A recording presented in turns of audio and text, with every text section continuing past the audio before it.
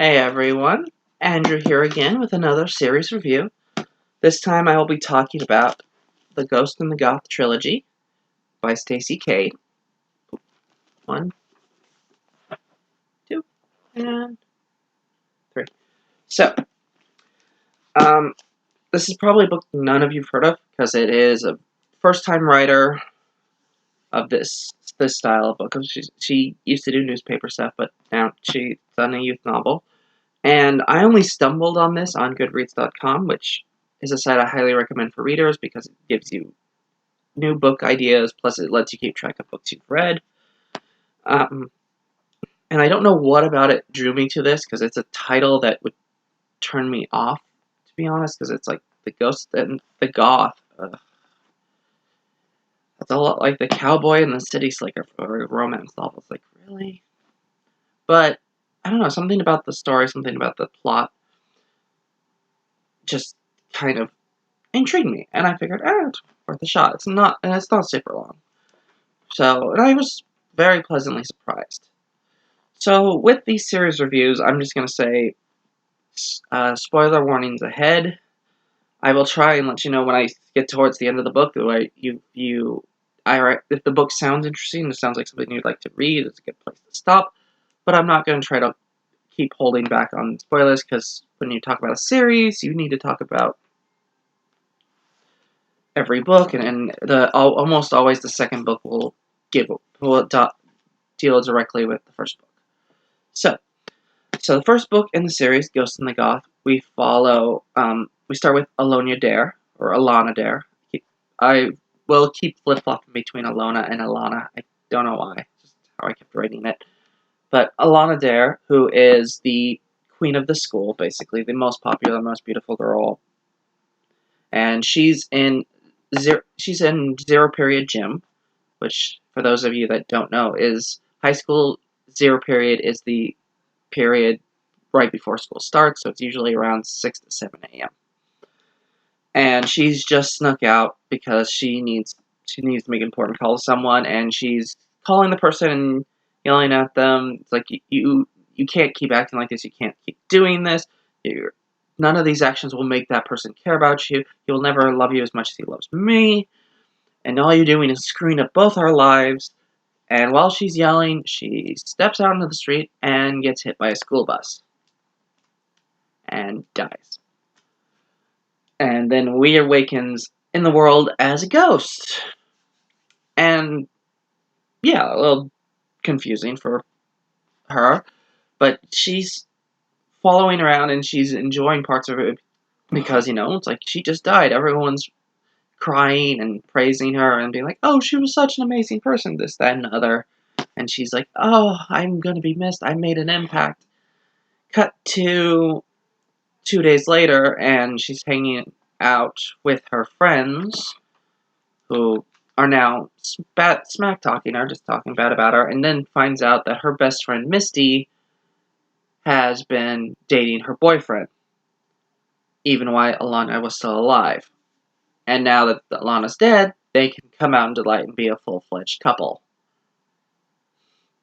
So Alana's basically shaken to the core and starts crying, and she's screaming at them, and as she's screaming at them, her body slowly starts to fade, to the point where the only thing left is her head, and she's just screaming and crying, and she hears laughter, and she turns and sees the weirdo kid from the school, always dressed in black, that she thinks of as a goth, is laughing, and she just screams, what the hell are you laughing at? When it clicks, and she's like, wait, he's laughing at me.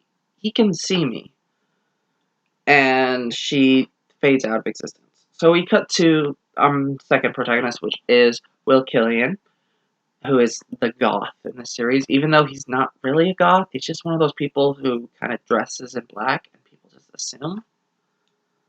But, so Will has the ability to see spirits, but it's way more of a hindrance than it is a help, because if the spirits know that he can, they bombard him, and if they get within a certain distance of him, they gain physical form, so they can actually physically hurt him if they so choose.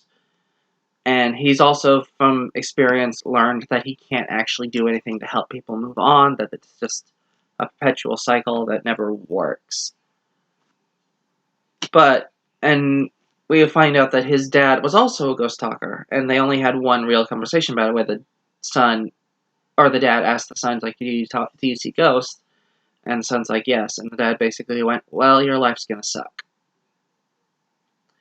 And then proceeds to commit suicide a few days later. Not in front of the kid, but, still really tragic, dark thing to have happen in the beginning of the book. On top of all this, Will's also being attacked and visited by this malevolent spirit who appears as basically a very violent cloud. Very dark, storm kind of cloud.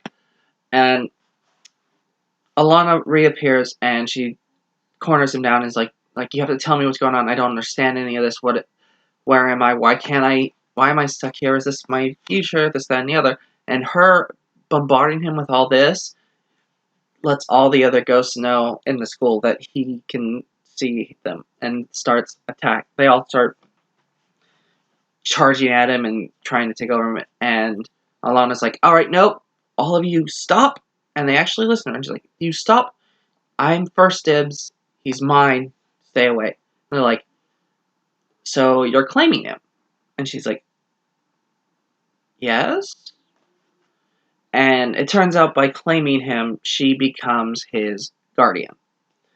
And the rules on a guardian are really kind of vague, even in the books. There's just, the only real kind of set rule is, like, so when you die, at a certain point in the day, no matter where your ghost spirit goes, you always reawaken where you died at the same time.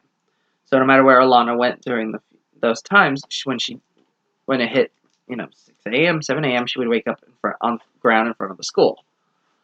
But upon claiming Will as hers and becoming his guardian, she's basically now tethered to him. So wherever he is at that time of day, she will automatically appear. Plus, if he thinks about her or calls for her, she will appear as well. But it also gives her sway over the other ghosts. She can keep them at bay. She can keep them under control. So she and Will reach an agreement where he will tell her what's going on and explain as best as he can, and she will keep the ghosts off of him. Basically tells her that it's like, so you're dead and you're caught in between because there's something keeping you here. That you need to find whatever it is that's holding you here so you can move on into the light, aka heaven. But if you are negative, if you use your power, because you can manipulate things as a ghost, you can move things, but it takes a lot of power and a lot of energy, and the more you do it, the more you fade, and after a certain point of fading, you will just blink out of existence. No afterlife, no nothing, you're just gone. The only way to keep yourself from completely blinking out of existence is to say and have positive thoughts. That positive energy allows you to reform and maintain that, which is extremely difficult for Alana, because she's the queen of the school. She's used to telling people and being brutally honest and being a little bit cruel. So being, positive is not a thing that she does.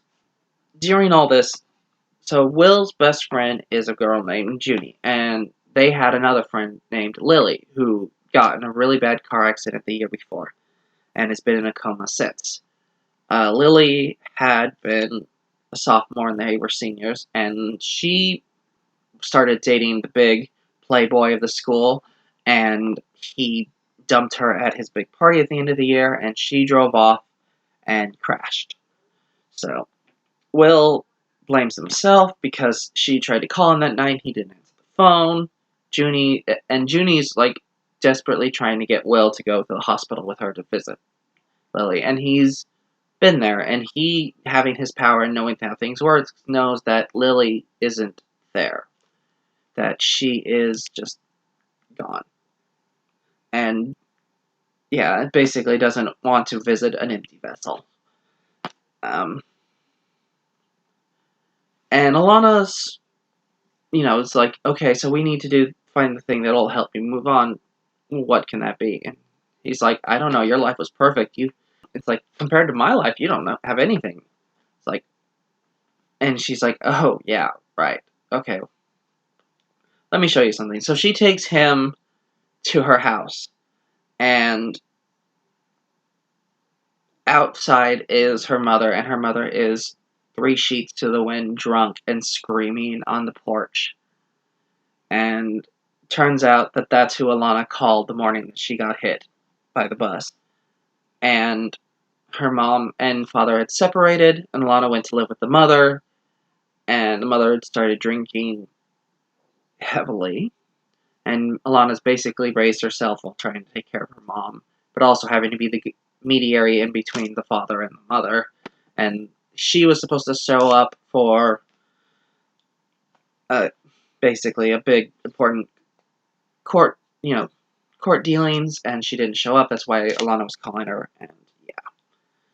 So, Alana spent her entire life building this fake, perfect image, and now Will knows the truth. During all this, Will's also been going to a psychiatrist for a number of years. The psychiatrist has been lately pushing to get him put into an asylum because obviously no one believes he's talking to ghosts, and he has these violent attacks and these different things. Turns out that the psychiatrist, the reason he's doing this is because he wants to write a book about Will, and having him end up in the hospital will make that easier, and then he can also work towards getting the mother, which he clearly wants Will's mom as well.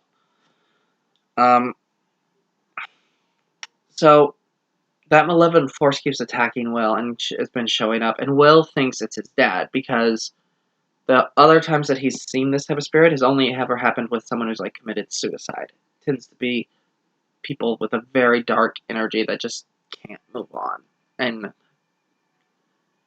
don't want to and just want to destroy things. And Will gets attacked in the school, but is okay. And him and Alana start getting closer, and they start developing this good relationship, and even somewhat sexual relationship. Like it's not romance. Oh, they're having actual sex things. It's teenage guy meeting girl, and them both being attracted to each other, kind of thing. Because he's been attracted to her for years because she's hot, and she is attracted to broad shoulders and good eyes, and he has both, even though he keeps the good shape hidden under all those dark clothing. Yeah, and just those weird, first relationship kind of antics. Alanya notices something very odd with Junie, and she follows her into the bathroom, and Junie has this big Ouija board in her bag, and she's like talking to the Ouija board saying, I'm sorry, I'm trying to get him to go, he won't go, but I have to do something to try to make him see you. And Alana follows Junie as she leaves and goes into the hospital. And turns out that the malevolent spirit that's been attacking Will is not his father. And I'm going to put that spoiler warning right here. If any of this has sounded somewhat interesting, I'd stop this and check it out. It's actually a really good book, really fast read, but the twist is the best part. That's why I'm giving that warning now. So, yeah. Anyway, continuing on. So, it turns out the malevolent spirit is actually the remnant of Lily, that Junie has figured out that Will can talk to the dead, and has been using the Ouija board and things that she's read on the internet to try and bring Lily back to the living world, and she believes that Will is the conduit that she needs to do that with. Because Junie was in love with Lily. And and Junie's a girl. So, just saying.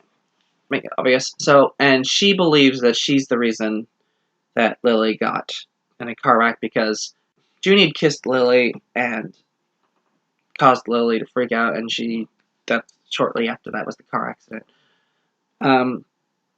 So Will saw Alanya leave with Junie and has gone chasing after them and ends up causing this big ruckus at the hospital and gets knocked out by a security guard, and then is strapped to the bed, and the psychiatrist is like, okay, now we definitely have to put him into into a mental hospital. And while that's happening, Junie shows up, kidnaps Will, drags him into Lily's room, and are going and trying to force Will's body to push the spirit back into Lily. But it's basically lots of chaos, but Alonia ends up helping because she puts her hand inside Lily's hand and is actually able to move it, and moves the Ouija board, saying, I'm sorry, or I forgive you, to Junie, and Junie stops this, and the force dissipates. And yeah, and basically, positive ending for everyone. And then Alonia gets her light and goes off into the light. And Will tells his mom about what's going on, about how he can see ghosts and these events, and she's actually believes him, which is good. And Will graduates high school, and it's like, okay, this is all good. Although I kind of wish it's like, but it's sad to think that she's gone, but I've been trying to continue helping the spirits because she convinced me that that's a possibility. When Alana shows up, and she's like, oh no, they sent me down here because they know you needed the help, and we continue on the journey. And Will just looks at her and goes, you got kicked out, didn't you? She's like, maybe. Yeah, so that's the end of book 1. Pretty solid. So, moving on to book 2. Queen of the Dead. And Queen of the Dead starts off with Will and Alana trying to help out a malevolent spirit in a house that's about to be demolished. While they're going through the house, they see bizarre equipment, and not just demolition equipment, but stuff that they don't recognize. The malevolent spirit turns violent, basically attacks Alana, and she ends up disappearing. Will goes on the run and ends up, there's this woman in black who's like, you've ruined everything, and they led the spirit into the room with the weird equipment, and she pulls out this little black device, lights it, and looks kind of like a flashlight, and the malevolent spirit dissipates. She's like, I was supposed to capture it. You screwed everything up. And he's like, wait, you can see them? You're another ghost talker. Like, hi, and we need to talk. And she's like, yeah, no. Bye, and takes off. And he takes off after her, and Alana reappears, and Alana automatically hates this girl for teenage reasons, I assume. It's the another girl in the guy likes life type of thing. So, turns out that she is part of an order of ghost talkers, and their job is to protect humanity from malevolent spirits, but they kind of view all spirits as a little malevolent.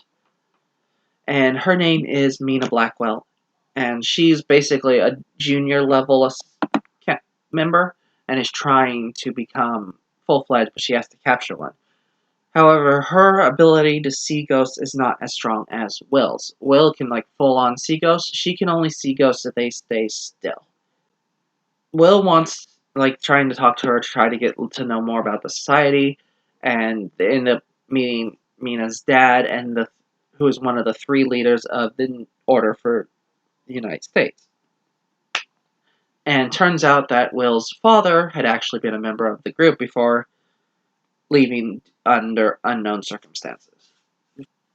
So Will's trying to learn about them and what they're doing. Meanwhile, Alana has gone, and will occasionally goes home and checks something, and her mother has been going to AA and has been sober for the majority of the time since Alana's passing. And she's inside Alana's room, and she's basically with a big garbage bag filling it with everything, while talking to her ex-husband on the phone. And it's time, we need to move. This shakes Alana to her core, because she, watching everything that defined you, watching everything that's left remembered of you being thrown away by your parents. So it's, it's devastating to her, and she rushes off to the dad and is trying to, spiritly impress the image to her dad. He's like, you need to tell her to stop. You need to get her to stop from destroying everything. And the dad's new wife pops in and it's like, I know this past few months have been rough for you since the passing of your daughter, but I was thinking this might help you move on, and presents him with a picture of a sonogram of a daughter. It's like, we can name her after the one who passed. And he takes that and puts the new baby picture over the picture of Alana, which devastates Alana, obviously. Because that, honestly, that to me is one of those stupid things that's like, that's just cruel. Even for yourself. Like, I don't want to forget my dead daughter. That's why I'm going to have a new daughter that's named after her, and I'm going to use her picture to cover every other picture. It's like, that's just... Ugh. Yeah. So, Alana goes to Will and is like, you need to help me. We need to get them to stop. They're destroying everything that's left of me. Everyone's going to forget that I was even here, and you need to help me. And Will's like, is your mom drinking? Alana's like, no. Then, I'm sorry, this is normal. This is just trying to get on with life after. And she's like, you need to help me, and we need to do something. He's like, I can't. There's nothing to do. She's like, well, if you won't do something, I will. And she takes off, and she goes to Lily's room. And Lily's still in the hospital, but Lily's mom has been hanging out there because she saw the hand move, and she's now filled the room with Ouija boards and is trying to communicate with her past daughter. And Alana's like, okay, I will do the hand thing again, and I will send a message to Lily's mom to get my mom to stop from destroying everything that was me. And this is, like, the biggest flaw of Alana's character of all things. Like, the biggest flaw is this. She is very self-centered and does not think things through. If you look at that from any standpoint, it's like, what you're doing is crueler than what your parents are doing to you. Because you're going to give a mother false hope about her daughter so that you feel better about being dead. It's like, yeah, it's like one of the worst things it's bad. So she puts her hand in Lily's hand and tries to move it and can't. And then so she tries to pull her hand out and she can't. And slowly her body gets sucked into Lily's body. And Lily then proceeds to slowly wake up. And she's, like, able to, like, blink her eyes and move a little bit, but not too much. Lily's little brother catches that something's different and figures out, and then it's in a course of, like, half of a day, she goes from being completely unable to move to being able to sit up and speak. And first thing she asks is to see Will, because it's Alana. And Will shows up and notices pretty quickly something is very wrong. And not just because someone who's supposed to be in a coma is off, but because there's just something just off. And he figures out that it's Alana, and he's like, this is the worst thing you could have done. This is the most selfish, horrible thing you could have done. And I basically kind of, like, I have nothing to do with this. I will get you out of that body because what you've done is horrible, but that's it. And Alana, does realize that what she's done is a horrible thing, and she's like, I don't want to be in here. I didn't want this much. I just was trying to keep my world from unraveling.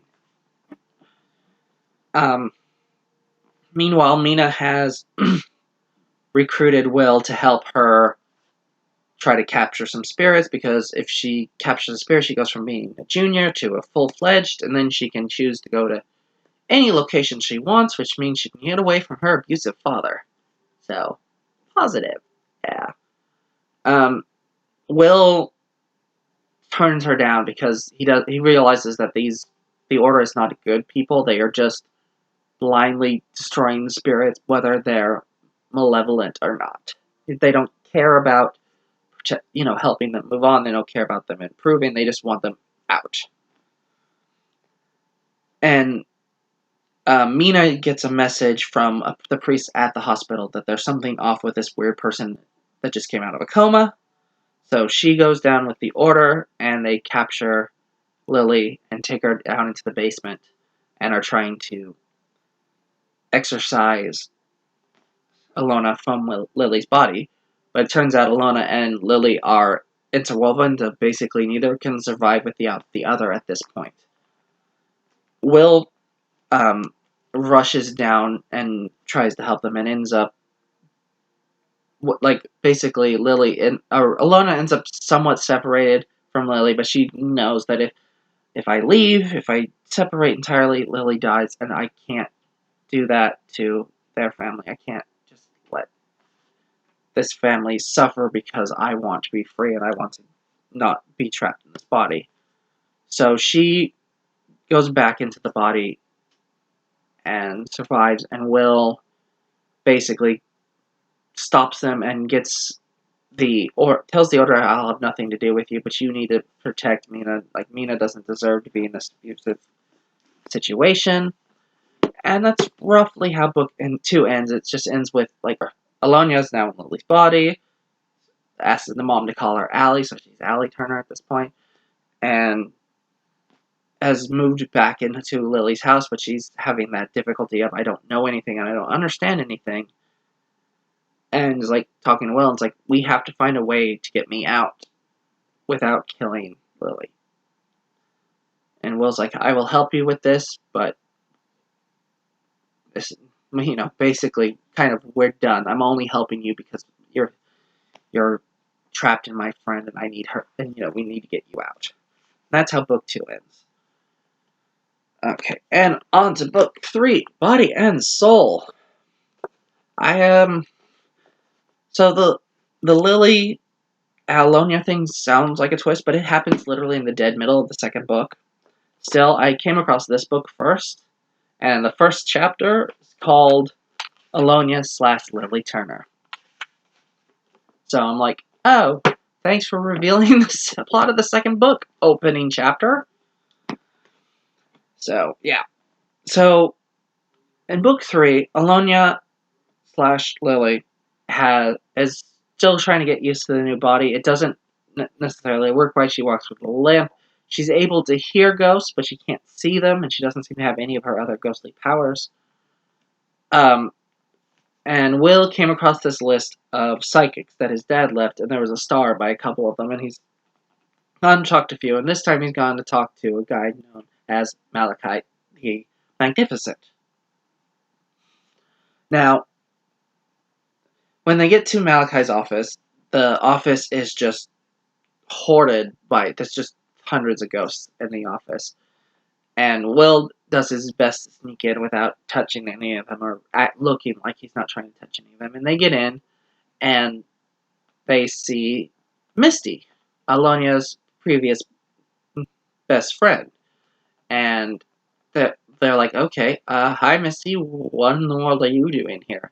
And it's Misty's I'm being haunted. Alonia's ghost is haunting me. And Alonia is okay, well, why do you think she's haunted you? It's because she thinks I stole her boyfriend, or this and the other. And during this, Malachi comes out, and he sees Will, and he freaks out, and just takes off out the back.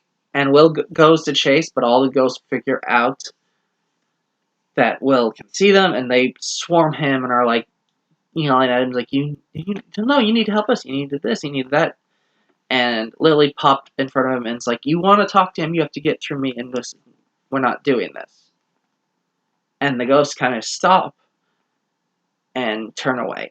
And we're not 100% certain if this is still Alonia's guardian power, or if this is just Alonia's natural ability to get people to do what she wants.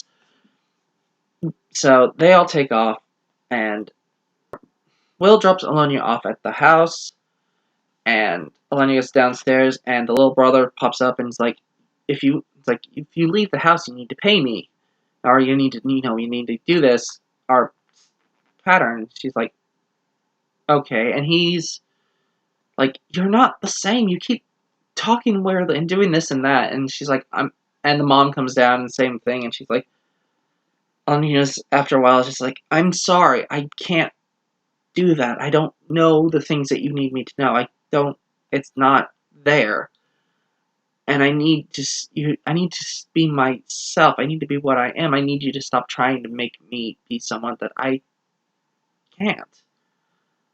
It's like, because at this point, Alonia does legitimately care about Lily's family. I mean, they're a family that in the few weeks that she's been a part of them, have treated her better than her real family ever did.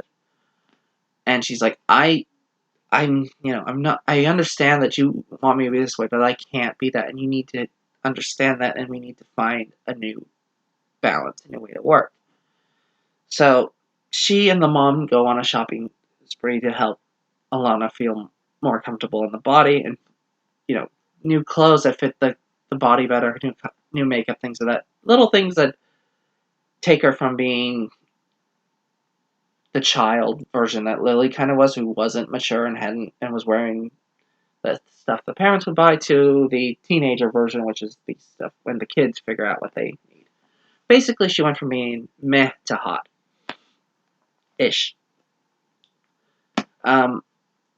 And Will sees this in her new makeup, and he is caught between the emotions of, that looks really good, and, oh my god, what have you done?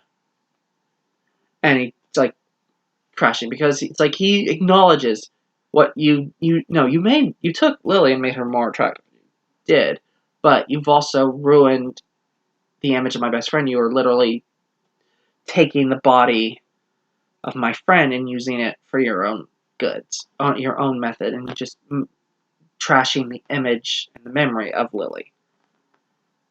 Which, honestly, is kind of the strength of this book specifically, is that these two, Will and Alonia, are fighting for a good chunk of the book, and they're both right. Like, Alonia is right that she's not Lily, and she should not have to try to live up to being Lily. She'd be allowed to find her own way and her own thing. But also, Will's right, because this is trashing to Lily's memory. This is destroying the girl that he used to know. So, in a sense, they're both right, so it works. During the night, Will is visited by a spirit that was at Malachi's, and this spirit had been hanging out directly next to Malachi, and this spirit's name is Erin. And Erin turns out to be a very powerful spirit. She can manipulate her own image, so she can change what she's wearing and how she looks, which is even more powerful than Alania, who was something kind of a super spirit to a certain extent. And she's like, I know you have a guardian, but no one's seen her for months. No one's this and that. And you have a lot of power. If I'm around you, I physicality, and that's something I want. And she tries to claim Will, and he says the words that should make it, but nothing happens. And she's like, alright, well, this doesn't work, I'll try someone else. And so when Will and Alanya meet, Alanya has Will drop her off at Misty's house, because she wants to help Misty figure out what's haunting her and what's going on, because she knows it's not Alanya, because she's not doing that. So they show up at Misty's house, and Alanya goes upstairs and ends up finding Erin in the house. And it turns out that Erin had been working with Malachi, that she would go and find people of recently deceased family members and this and that, and would haunt them so that they would come to Malachi seeking spiritual guidance, so that they would make money. Yeah. And it turns out that Malachi is not even his real name. His name is Edmund, and that the spirit of Aaron is his sister, who it's his twin fraternal sister who died um, falling off of a roof during a keg party in college. Edmund. And Edmund's like, what? He's like, where is she? And she's like, oh, she's visiting one of my clients, to get repeat service. And Will figures out that she's at Missy's house. So Will drives over to Missy's house. During this, Misty tried to become the guardian of Alonia. It doesn't work, but Aaron figures out there's something weird going on with Alana, and like, oh, I see the guardian spirit in there. You have exactly what I want. All I want is to be alive again. So she reaches in and pushes Alonia out and takes over Lily's body. So Will shows up, and he realizes something's wrong. And also during this, Alanya got pushed out, and she vanished. She just pooped in this, into nothingness. And he realizes something's wrong based off the way Aaron's acting. She's not acting like Lily, and she's definitely not acting like Alonia. She escapes and runs off into the night. Will feels lost and desperate and drives to the high school, and he goes to the spot where Alonia died, and he basically sits there and is screaming her name, calling for her, screaming, crying, trying to will her. And she ends up being able to cross over from the darkness back into the real world. But she is highly weakened. She's just barely a wisp of a person anymore. And Will's like, we need to find Edmund. I think he's the only one who can help us get Aaron out of the body. And Edmund has left the city and has gone home, which is a 4-hour drive. They go and find Edmund. He's drunk in his parents' house, which has been put up for sale, and they're no longer there. They've moved town to Florida. Basically, just pull him into the back of the car and drive back. And they're like, okay, where could she be? It's like, and Alania's thinking about how the girl died, and it has a newspaper article that says what happened and why this event happened on the phone. And she's like, she wants to party. She's died partying. She wants to be alive. She wants to experience things. She's going to the high school party, the same party that 2 years prior, Lily went to, that ended up getting her in that car accident. So they drive off, and Alonia realizes Aaron's death was an accident, not just in that she fell down, but because she fell off the roof to a spot that she would have survived from, because it was only a 1-story house, except that they were repaving the driveway, and there was a stack of concrete blocks, and that's what she hit that caused her to die. And she tells Edmund this. So they get to the party, and Alonia goes in looking for her, and finds Aaron drunk and dancing like an idiot, and doing this and that, and she just screams at her, and Alonia tackles her, and they're fighting, but it only looks like she's having a seizure because you can only see the one person. Will goes in trying to find her, and the guy hosting the party is the Playboy character from the first book, and he just attacks Will and starts trying to beat the crap out of him for reasons of being a dork. Alonia and Aaron end up in the woods, and Alonia basically is nothing more than the head at this point. She's just kind of fully phasing out, and Aaron's like, I have a body, I'm finally all I want to be, and Edmund shows up. And again, I'm going to put spoilers here. I know I didn't do it for the second book, but I'm doing it for this one because the second book doesn't really have a twist. This book here at the end has a really good twist. I really liked it. And if anything else in the series sounded good, I'd say stop here again. Watch this another time. But anyway, let's moving on forward. So Edmund runs into Aaron in Lily's body, and Aaron's like, "Look, I'm alive, and I'm all these things, and everything's good." And Edmund's like, "Okay, who is she?" And Aaron's like, "Who?" "The body you stole." She's like, "I don't know." And Edmund's like, "You always do this. You're my twin sister, and yet you always try to control my life, and you always try to manipulate things. But I understand it now. You're afraid of heights. You would not be up on that roof, drunk, unless you jumped on purpose. You were trying to make me regret, because you wanted me to go to that party. And for the first time in my life, I said no to you. I did not let you control me. And you wanted me to suffer for it. You wanted me to have repercussions for it. And then you died. And I felt guilty, and I felt responsible, and I pulled you out back into life. I am the reason you came back. And I love you, and you're my sister, but I don't know if I can ever forgive you for this. For destroying this girl, for destroying this life." And he turns to leave her, and her power vanishes because he's the one that was holding her there. He was the anchor giving her extra strength, because she was literally pulling it out of a living body. And she leaves Lily's body and is just kind of floating there. And she's also pretty much dissolved at this point. And Alonia looks at Aaron's like, "You have one chance to say something before you blink out of existence. Tell him whatever you need to." And she can't, and at this point, Erin's so weak that she can't even speak. So Alonia turns to Edmund and she's like, "Look at her."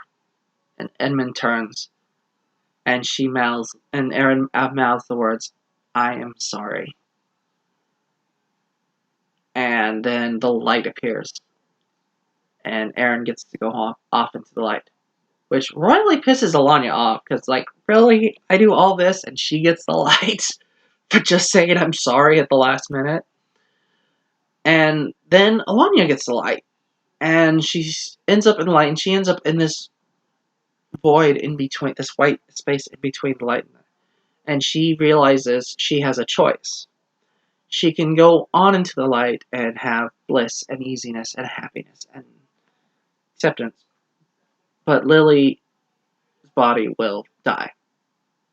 Or she can go back and be one with Lily and live again.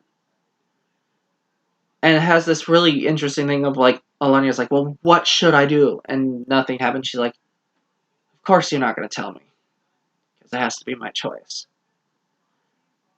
And she chooses to go back, and she goes back into Lily's body, and is now perfectly fused to, like, because before she was walking with a limp, different things, but now it's now her body. It's no longer Alonia in Lily's body. It's Allie's body.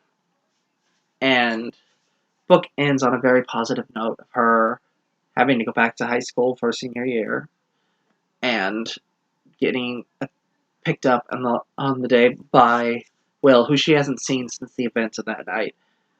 And it's a really good ending. It's really sweet. Yeah, so that was the Ghost in the Goth Trilogy. To be honest, this series is a bit predictable. It's like, if you've read teen books, you've kind of read this plot. To be honest, I don't know what about this, but I actually sort of love this series.